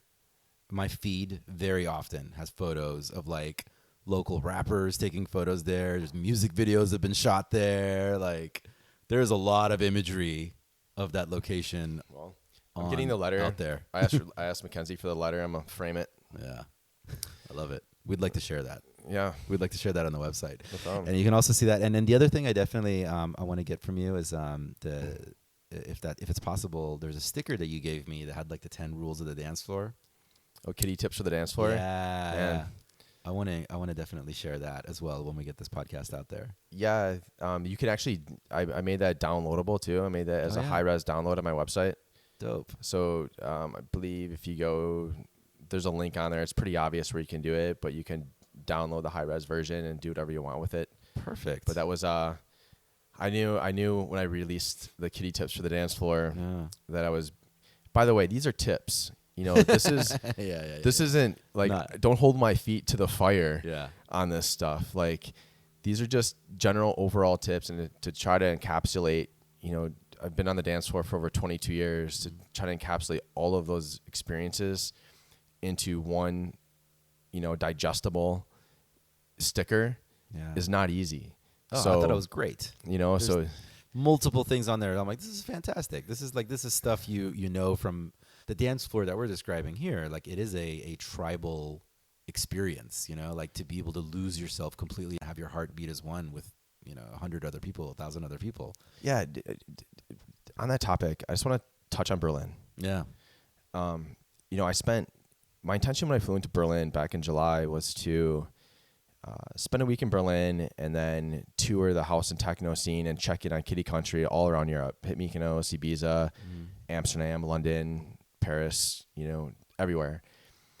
After a week, I was there for a week and I was a ticket for Garbage Festival, which is by far the best festival I've ever been to in my life, was suddenly made available for me. And I went to that, thankfully. And when I got back from Garbage, I spent another week in Berlin, and then that one extra week turned into my full 90-day visa being used only in Berlin. I couldn't leave. That city is very sticky, and those dance floors are absolutely pure. I mean, the music is obviously world class, right? But what I learned, I spent well over 500 hours just on Berlin dance floors, and then the rest of the time was, recovery, self-care, and adventuring around the city and doing street art and checking out street art. The biggest takeaway I could say about Berlin, those dance floors are pure there's a common denominator amongst all of them. There's no phones. No one's on their phone on dance floors. When you walk into a Berlin club, some clubs make you check the phone like you would a coat and you get a sticker. Interesting. The majority just put stickers on the front and back lens of your phone. And if you think about it, and I watched, if you dig deep enough, there's an interview that Doc Martin did many years ago about this. And I talked with Doc, I don't know, like sometime last year. I mentioned it to him as well. And and we've talked about this actually. Back before I left for Berlin, I was telling you I'd love to sit down with Doc and you and just kind of talk about dance floor culture. Yeah. And the number one thing when you're from the DJ's perspective, according to Doc, and from my perspective, being on the dance floor, when you take your phone out, if you're trying to text somebody, you tend to be static. When you're static, that has a domino effect with everyone around you. When that happens all over the dance floor, everyone just takes their phone out for a quick second. That decimates the vibe, and you can see it. You can watch it happen. If you're on your phone and you're trying to record from the dance floor and you're dancing, that recording is shit. I promise you. Yeah. Leave it up to the pros. Like if there's going to be photos at the events, let the professionals handle it.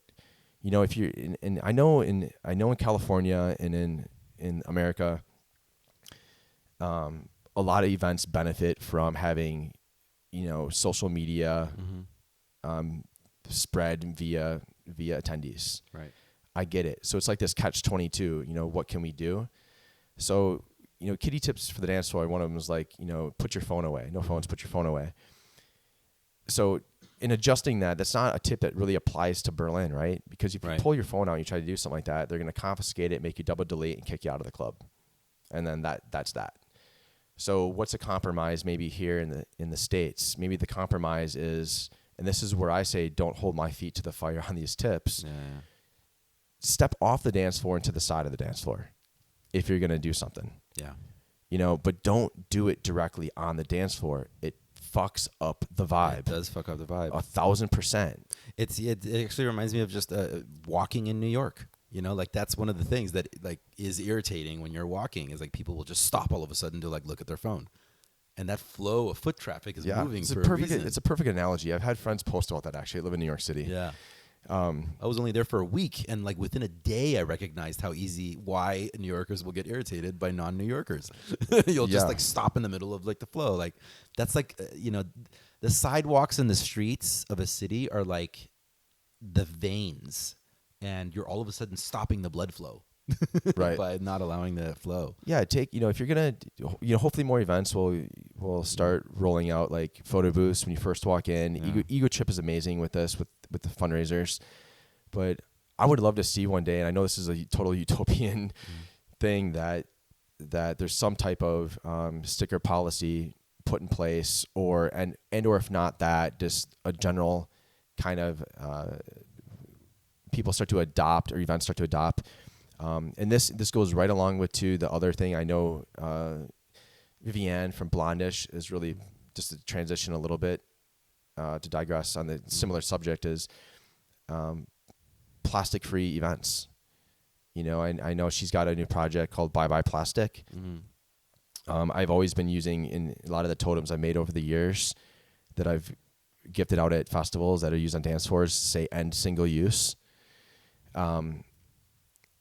The point I'm making is, I think Vivienne's done a really good job in organizing Bye Bye Plastic into a movement. I believe last time I checked, she had over 1,500 DJs try to sign on this and make this a part of their agreements with the events. I can't speak to that and how well that's going, but I just wanted to give a meow out to that project, because I think that's equally as important, that we as a community and festival organizers, event companies like Insomniac, Golden Voice, I'm thinking, big ones here in the U.S., right, should be paying closer attention to this. There are companies out there that are providing water. Austin City Limits has water tenders, and you just bring your canteen, and they have and they fill it up for you. That was back in 2010. I experienced that. That's an amazing, well-run event when it comes to that specific topic, hydration, because it's so important. So I'm not saying don't eliminate water, but there are alternatives in how you can hydrate the dance floor and keep people safe. Right. And moving away from plastic is there an argument against it? Is there argument against it? I can't think of one. Yeah, no. So what are we waiting for, I guess, is the point. Right. And that's where Vivienne has really taken the first real step that I've seen in her team in creating Bye Bye Plastic. I believe they even have a hotline that you can call if you're a DJ and you want more information, or if you're in artist management and you want to know like how you could implement this into your contracts and agreements, you're going to have to learn a little bit, on your own, and maybe I can implement something like that into my website as I, begin to develop that. But no phones on the dance floor. If you're going to do it, just move off to the side. Stop fucking up the vibe, please. And I promise you'll thank me.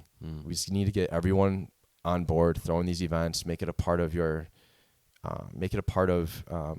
going into the event. Like, hey, remember, let's try to keep the phones off the dance floor. Right.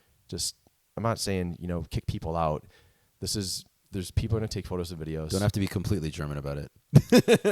Yeah, exactly. I guess. Yeah, they like their order and rules. That's for sure. Yeah. 9. Badass, man. But thank you for letting me share that. I wanted to make sure I got those couple points across. No, I love those. And the website that you were referencing is afternoonkitty.com is what I'm working on. It's live. It's janky. Yeah, that's the right word for it. But it's it's like they say, it's art too. You just gotta put it out there and then fix it, perfect it, do whatever you gotta do to it. As you go along. If you wait for it to be perfect to launch it, the world will never see it. Absolutely. And that's a testament to what Bye Bye Plastic is, and what Blondish is trying to push forward. That sticker that we talked about is at afternoonkitty.com. And we'll have links to this in the show notes as well. You're probably listening to this from justifiedhype.com. But yeah, if anybody is interested in reaching out to Afternoon Kitty, you can go to Steve's website, or you can contact us through Justified Hype. Is there any other announcements, anything you want to make? We went way longer than I thought we would. I just want to, we're going through, this is like, we're all quarantined, right? Yeah. So this is a time for all of us to dive into our projects, to learn new skill sets, to elevate our game. But it's also time to support each other. I'm so crazy impressed with all the things that are going on online right now. I think when we come out of this, there's going to be a whole new industry and a way for artists to communicate their crafts, whatever those crafts may be. I would encourage people to, depending on when this is, dropped, but hopefully you're finding resources. A lot of people are doing a ton of free, like webcasts and lives in order to help one another. But I guess most importantly, it's a tough time for the entertainment, industry. So, we're all feeling it and experiencing it together across the globe. We're not alone, and it's a little bit scary, but I think we're gonna learn from this. We're gonna learn a lot, and it's gonna be for the betterment of humanity. Absolutely, it always is. It is. Thank you, man. Thank you for everything you do. I appreciate it. I appreciate your art. I love your passion. I love learning about the all of the project, and I'm excited to see where Afternoon Kitty goes. I appreciate your time today. Thank you. All right, brother.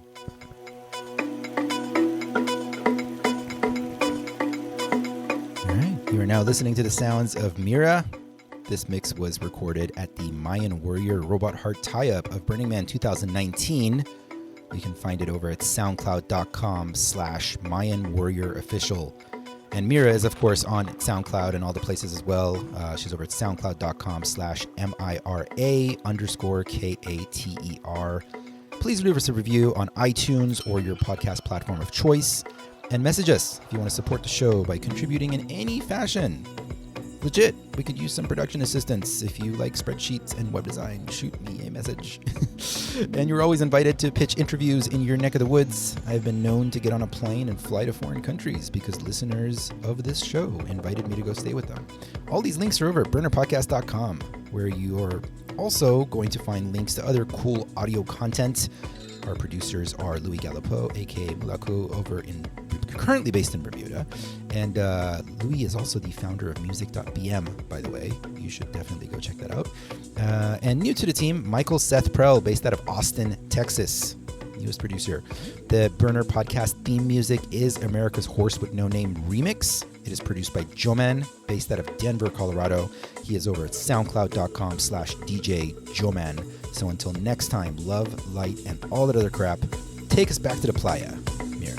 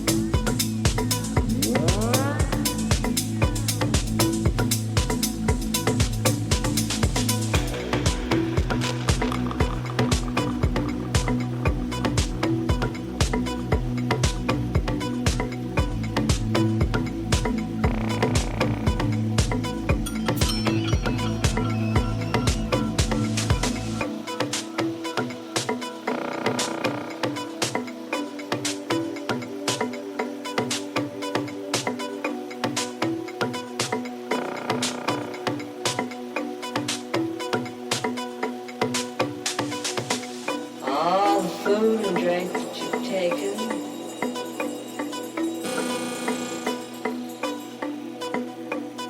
Through beginningless samsara,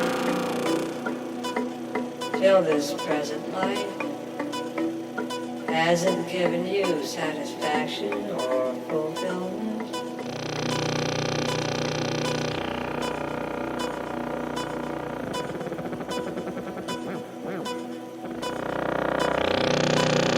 Eat therefore this food of good concentration, fortunate for you.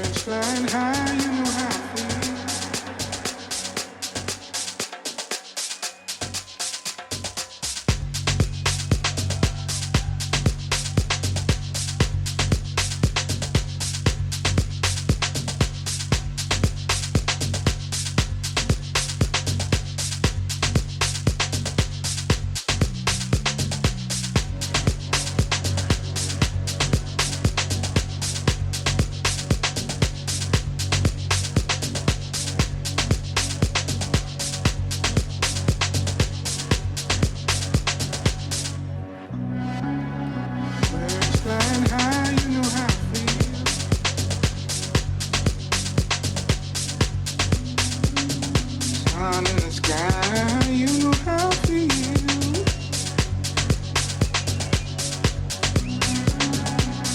Breeze drifting on by, you know how I feel.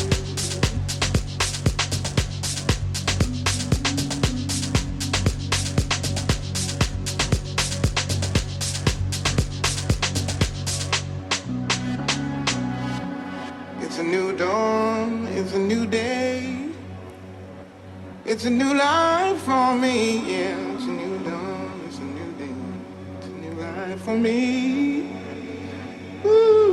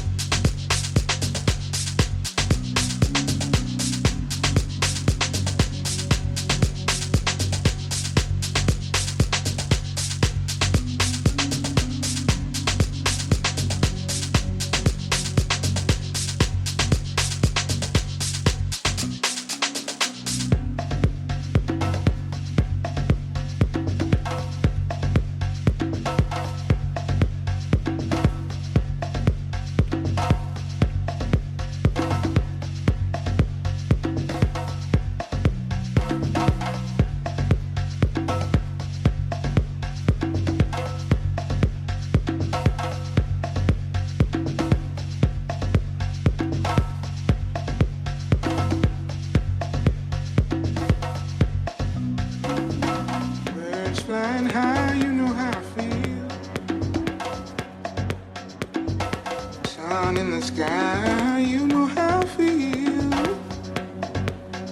Breeze drifting on by, you know how I feel. It's a new dawn, it's a new day. It's a new life for me, yeah. It's a new dawn, it's a new day. It's a new life for me. Ooh.